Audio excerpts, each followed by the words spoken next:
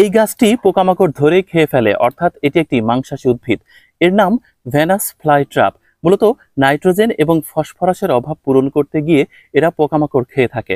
এখন আপনার প্রশ্ন হতে পারে, উদ্ভিদ তো মাটি থেকেই নাইট্রোজেন এবং ফসফরাস পেতে পারে, তাহলে পোকামাকড় কেন? উত্তরটি হচ্ছে একদমই না। কারণ এরা কোনো উর্বর মাটিতে জন্মাতেই পারে না। এ কারণে ফসফরাস এবং নাইট্রোজেনের অভাব পূরণ করতে গিয়ে পোকামাকড় খেয়ে থাকে। এখন আপনার প্রশ্ন হতে পারে, পোকামাকড় খেয়ে এরা কি হজম করতে পারে? উত্তর হচ্ছে হ্যাঁ। কারণ এদের শরীর থেকে বিশেষ এক ধরনের এনজাইম নিঃসরিত হয়, আর তখন পোকামাকড়গুলো হজম হয়ে যায়।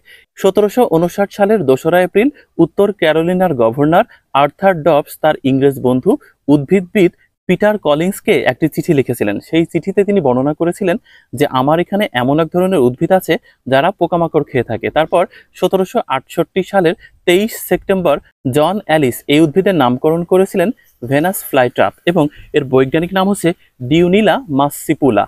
এই গাছটিকে কি ঘরে রাখা যাবে? উত্তর হচ্ছে হ্যাঁ। কারণ এটা ভীষণ ঔষধি গুণসম্পন্ন।